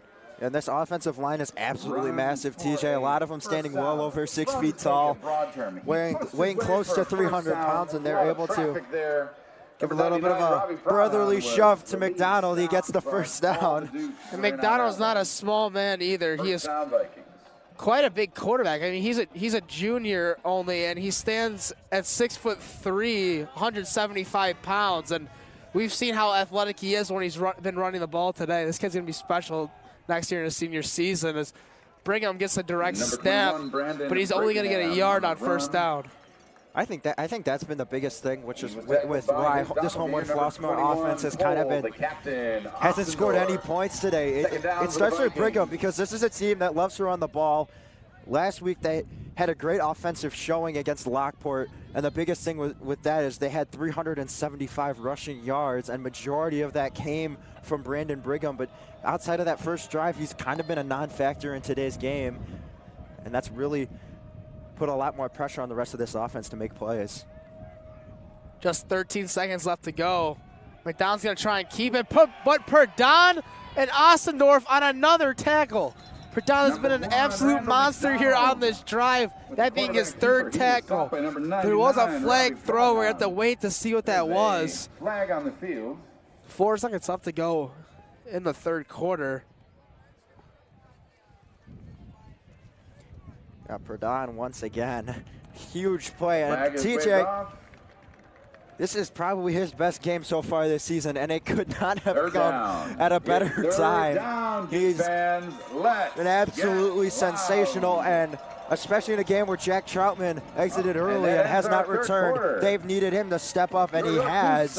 In the lead. The third quarter ends, and TJ,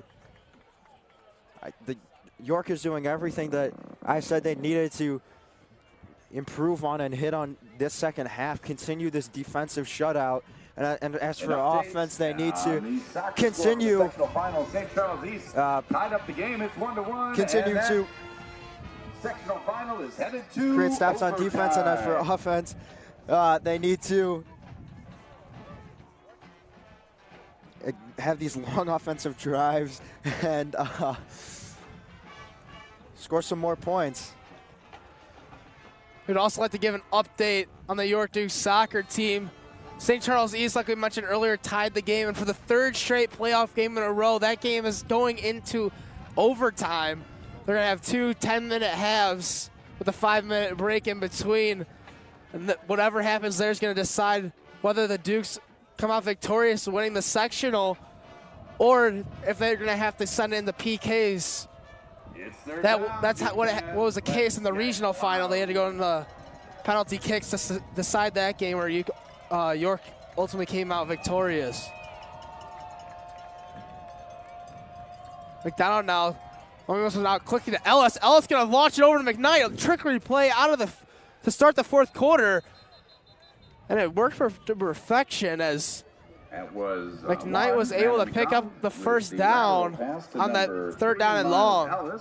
With a forward they're going to mark him down just short of that first down marker. Brought out of bounds. Yeah, and TJ, this is what I would love to have to see more of in the start of this game from Homewood Flossmoor. The thing that made this offense so great is all these different looks and formations they run in terms of whether it's lateral passing and a wide receiver throwing up a pass to a fellow receiver, or all these different looks in the run game, but they really did not do that, and the Dukes were just able to get to McDonald early and then stop. Really the only thing they tried a lot of was these jet sweeps with Banks, and that was stopped early, so continuing to chips and candy bars are there. Limit everything, but there's still a full quarter for Homewood Flossmoor to try and make a comeback, but it's getting more and more unlikely with each passing second. We step away here during this timeout break before this fourth down play. Don't go anywhere. You're watching York Dukes Varsity Football on your Sports Network.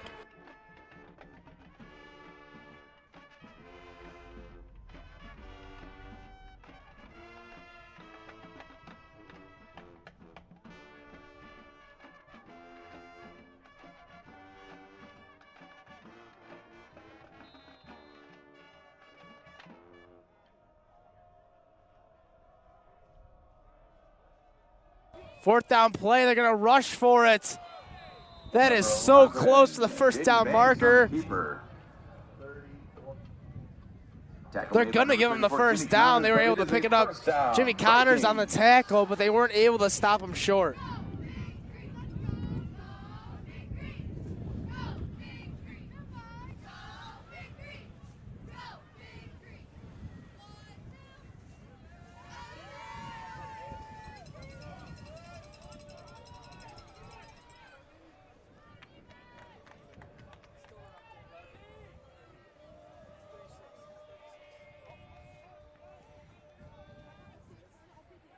McDonald passing this one. Rushed by Wicklow. Jump throw. He had his man open. Brownfield should have had it for a gain of 5, but instead the ball hits the turf, so it'll bring up a 2nd down and 10. Yeah, that one just bounced out of his hands, and that's another one where McDonald should have had some more positive yardage, but his receivers were not able to reel in the football. And you know, with this continuing to go on, this is just hurting his passing stats. But you know, not all of these are his fault. This is the 3rd or 4th ball that I think really probably should have been caught.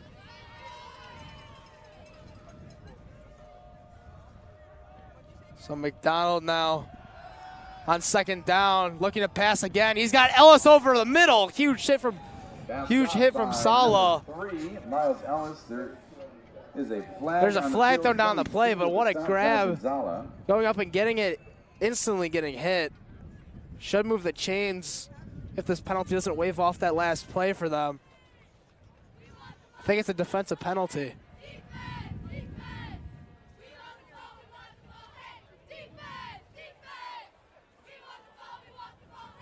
Holding on the defense is what was called. Jonathan Zala. Declined. It's 1st down Vikings. Of course, going to be declined as they picked up the 1st down anyways. The Vikings at the 16-yard line. Vikings putting something together, maybe a little bit too late now, but a couple things go their way. They can definitely fight their way back into this ball game. Faking the handoff. McDonald rolling out to his right. Gets absolutely lit up by Joey Massieri. Massieri gives him the hit stick, and McDonald goes down hard. Oh my God. Well, I thought McDonald would have had enough time. He rolls out to his right and absolutely lit up by Joey Massieri. No chance for him to get a throw off. Lit up.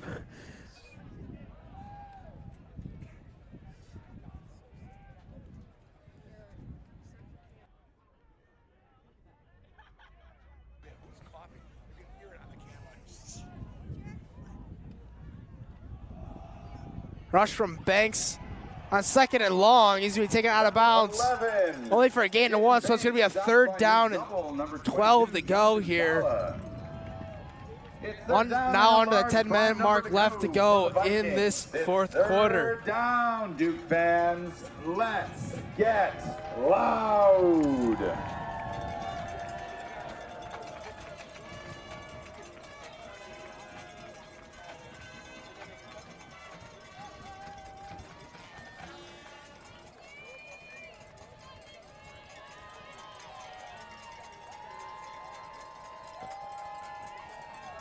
McDonald now looking to pass again.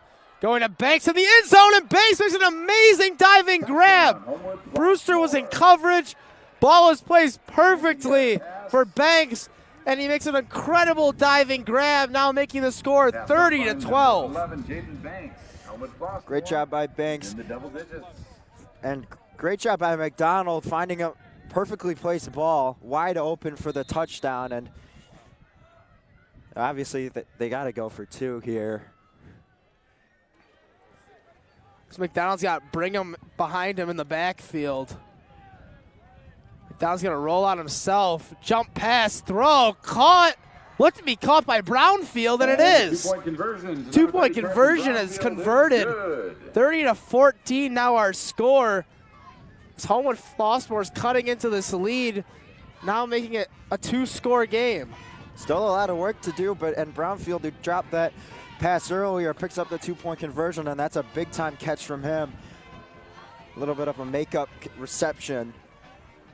as Homewood Flossmoor. And the Vikings Touchdown, are set to kick off. 30-14. Under 10 minutes We'll catch you at the remaining in this kickoff. fourth quarter.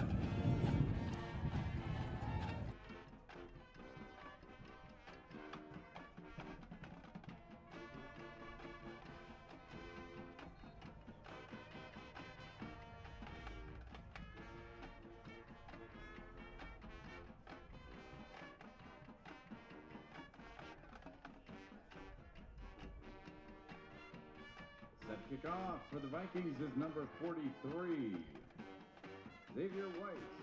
And for the Dukes, number 25, Eddie Sika.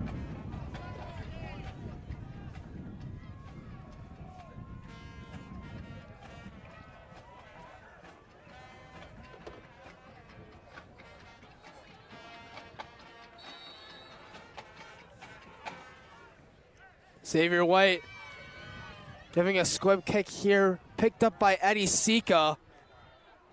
He's going to be hit and brought down at the 32-yard line, and initially hit by Jacob Thomas. Sika's first return of the game, and at the perfect cube of 3. not Birnbaum or Danko that time, but ball will be on the 27-yard line, and the Dukes with 9 minutes and 12 seconds are going to try and burn as much of this clock as possible. And once again, with many of the Dukes activities going on today, I just got word that the boys cross country team got 5th place in the conference, and they will be heading to to state this year. So congratulations to both boys and girls cross country.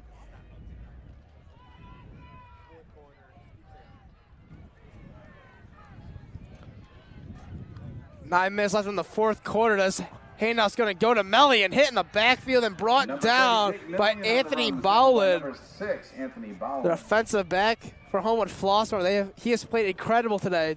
Definitely the bright spot of this Homewood Flossmoor defense. Yeah, he's done an excellent job. That's not the first time he stopped Melian at or behind the line of scrimmage, DJ, and he continues to have an excellent game.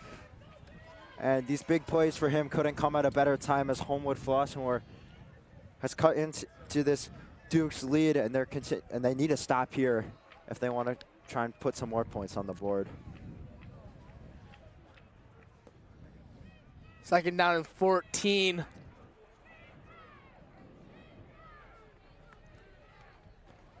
I'm just going to roll out. Trying to hit Danko. Throws it a little bit low and behind him. Number 3, Chris Danko. Trying to third down and long jump back and grab that one, but it's going to hit the turf. So third down and 14 now, and the clock stops. Yeah, that was probably the worst case scenario for this Dukes offense. Now I think now you have to try and get a first down here, or as many yards as you can to get close to the first down marker. But you know, I don't know if I love passing on second down. I would have expected them to run, especially just to kill the clock and keep it rolling down, regardless of how many yards you gained or lost. But it is going to air this one out. He's got Maylander deep across the sideline, and Maylander will go all the way.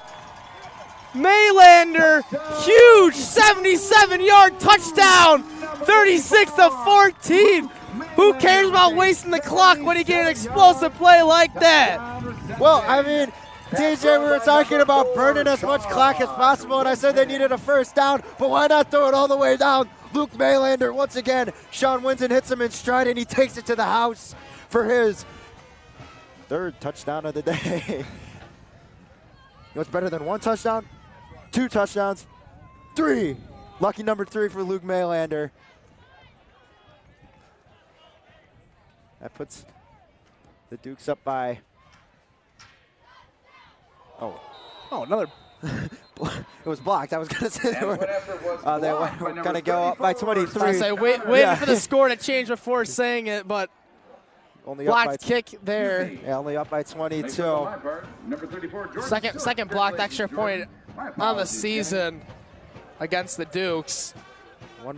First one was Damian Glatt's extra point attempt that was blocked, and now Brennen Kennedy gets his attempt blocked.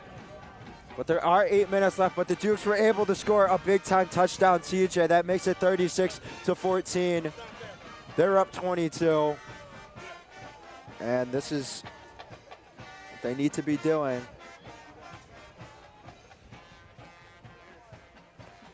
So, I mean, with that touchdown, definitely making it harder for Homewood. Flossmoor is now it's a 3-score game.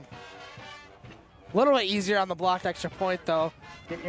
You no longer need two-point conversions, just one. So, still possible, once again, if they get everything to fall their way perfectly, but it's looking more and more like the York Dukes are going to come out of this one winning this game and having to play against the Lyons Township Lions next week in the second round of the IHSA playoffs. Last time they played there, they came out victorious. I watched that game at home. It was really windy, rainy, and it was freezing. I was fortunate enough I got to watch it on the U at home. But, I mean, the Dukes played extremely well, and a lot of the same guys actually on the defensive side that played well. Ravi Pradhan being one of them. He had an excellent, huge tackle for loss against Lyons Township, so he's kind of carried that momentum. I think that was the start of his really good game stretch, and he continued it to this game, which has been the best game of his season so far. But this Lyons Township Lions team, they're a very good football team, TJ. Their quarterback, he's a record holder for most touchdown passes in a single season. And well, they've lost to Glenbard West and York.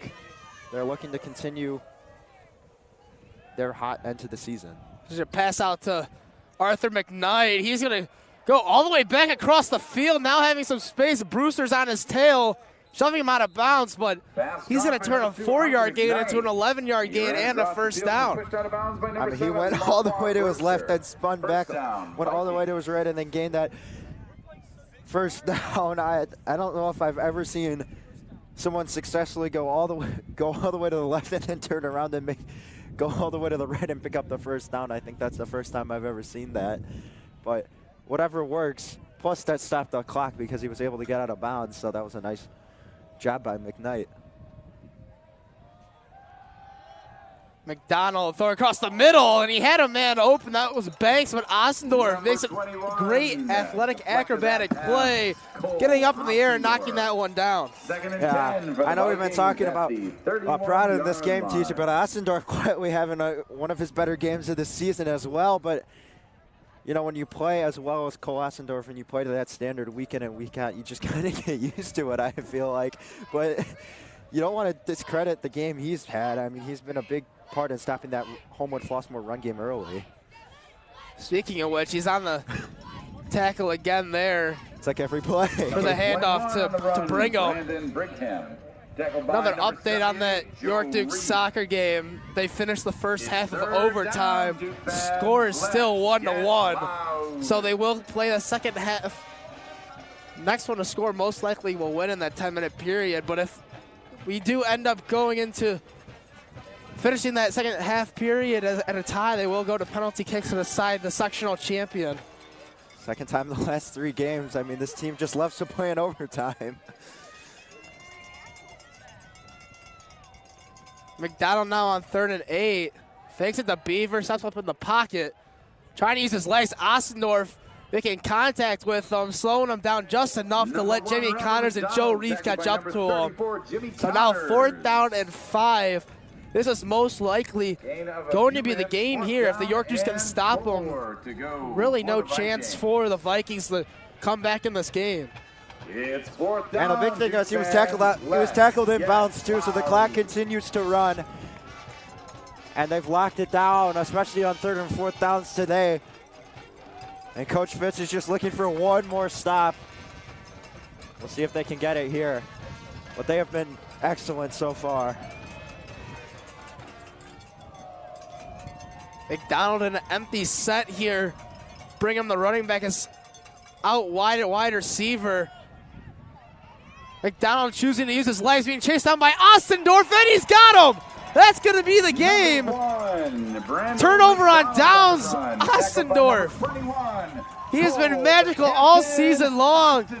And I mean, no better way for this York Dukes defense to end that drive with him making the tackle. Well, they went with a 3-man rush to try and eliminate any big passing plays, and I thought everything was covered nicely by the secondary, but then when McDonald scrambled out of the pocket, I thought he had a beat at the first down, and then Ostendorf came flying over and made the tackle. Just so incredible, and it's going to be a turnover on downs, and now this offense will try and burn the rest of the clock. Melian on the sideline. Just going to go with Jimmy Connors, most likely, with trying to keep Melian as healthy as possible. May get that ankle looked at one more time.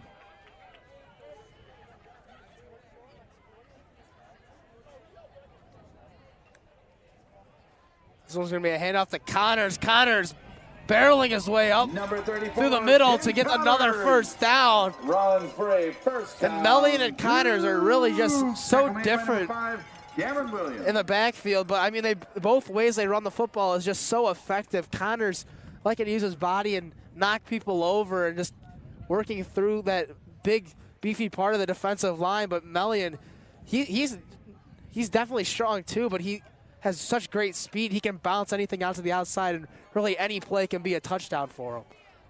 I mean, I think they're kind of similar in the way that they run. Like Jimmy Connors has definitely shed the tackle first, and Melian is definitely speed first, I would say. That's the biggest difference. So you see another handoff to Connors for another first down. Massel in at quarterback right now, and Winton's staying out wide at the receiver position.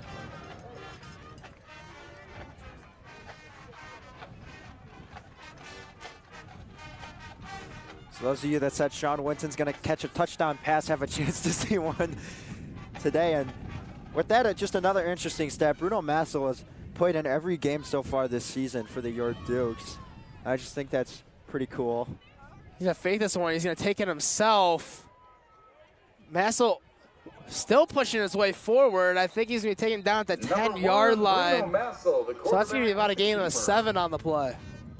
Brought down by number 23, Kyer Williams, and number 34, Jordan Stewart. Gain of 6 on the play. It's second down for the Dukes.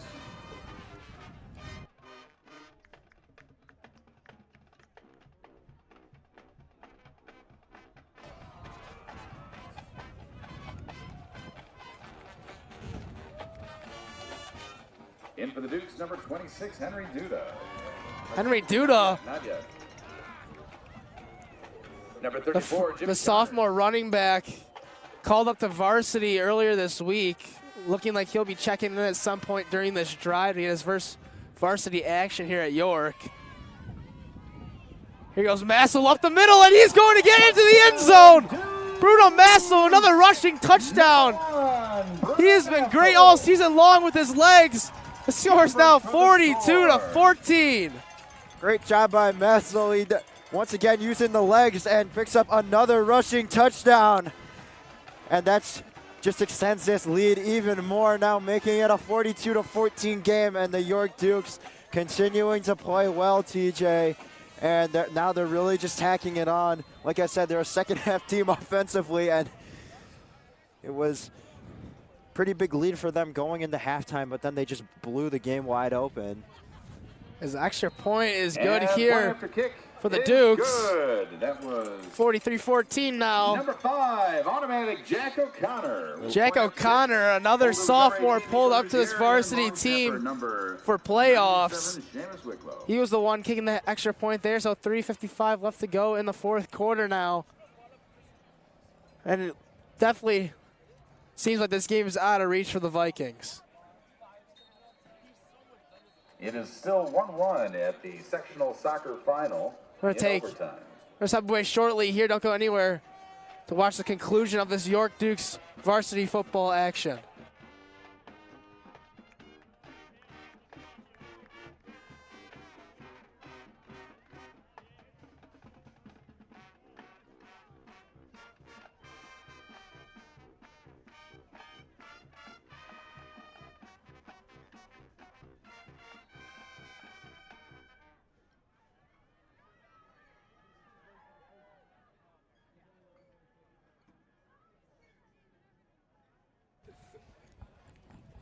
Squib kick here, going to be picked up by Homewood Flossmoor. And that kickoff was recovered by number 27, Carlton. They're going to be in great field position again at the 46-yard line. For the Vikings at the 47-yard line.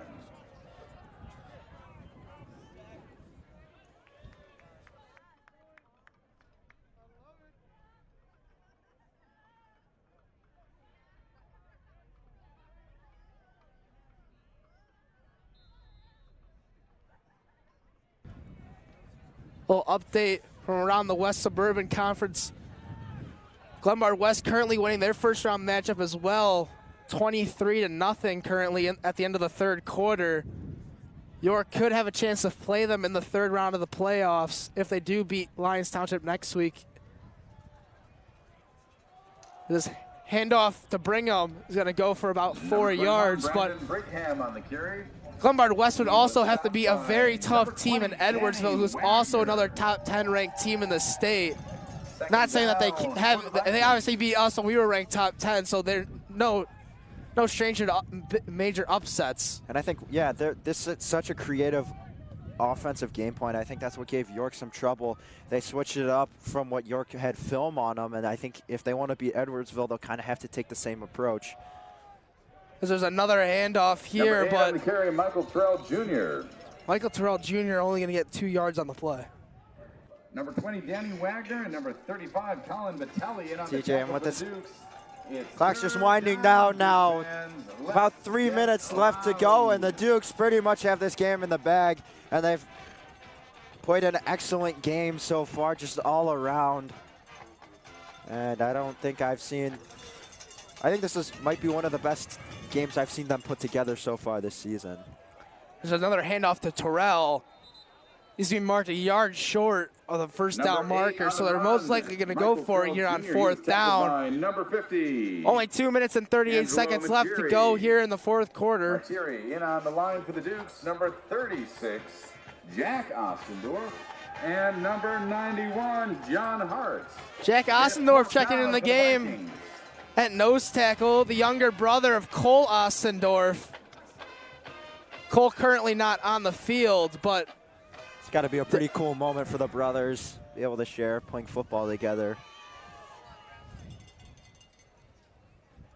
Brigham's going to get the direct snap, and he's going to get the first down.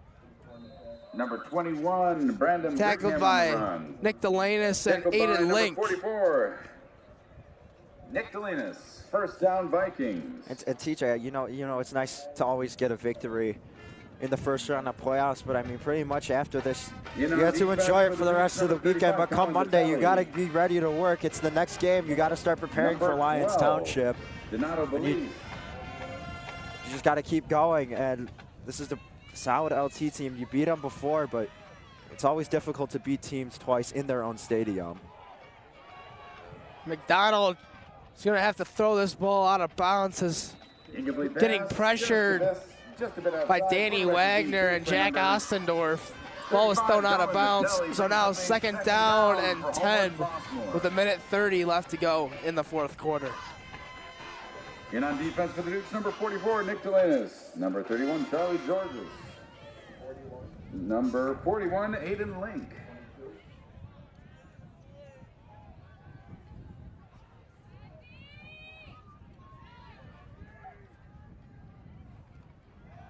Ball thrown out here to Ellis. Ellis using his great speed to make a huge play here for Homewood Flossmoor. He's going to get tackled down the 15-yard line by Wagner. Aiden Link and number 20, Danny Wagner. First down Vikings. I think Homewood Flossmoor's done a much better job here offensively in the fourth quarter, but they're just doing it a little bit too late.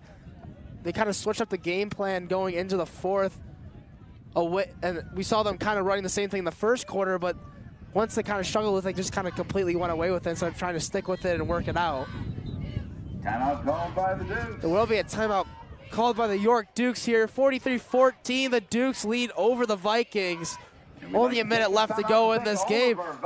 So we're going to step away shortly here. Don't go anywhere. You're watching York Dukes Varsity Football Playoffs on York Sports Network.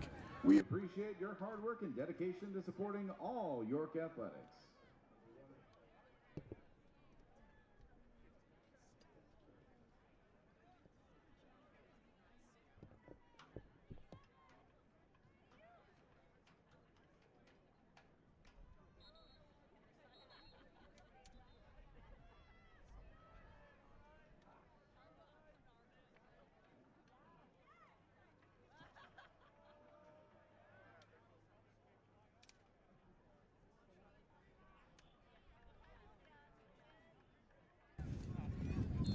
York Soccer officially going into penalty kicks now after no one scored in the overtime period.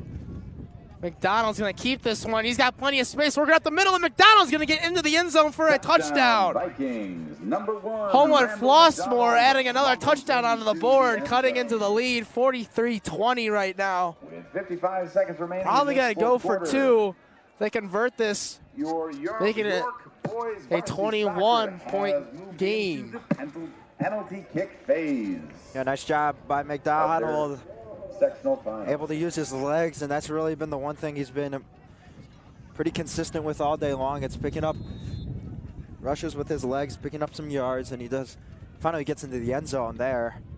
But it just comes too late. There's 55 seconds left, and York's up 23. And McDonald's going to run for this one, and he's not going to be touched. He's going to walk into the end zone for the 2-point conversion. #1 Randall McDonald. And you just heard it over the PA speaker. They announced that York Soccer is going into PKs. And TJ, before we started setting up for the football stream, I saw Xander Menwazina. He said, today's the day. We're not going into overtime. The York Dukes will come up on top in regulation. Obviously did not happen. No. But it's good that he had confidence. That's what you need. That's the confidence you need. Exactly. Like, it's confidence that matters. I think Xander jinxed it.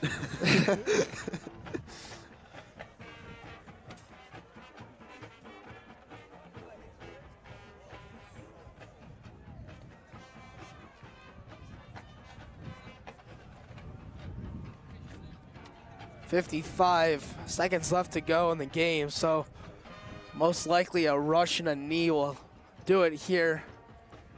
Depending if Homewood Flossmoor decides to take their timeouts or not. Hopefully they don't. It's a little bit cold up here, but we'll have to wait and see. I mean, they've got to be cold down there, too. Ball falling off the tee.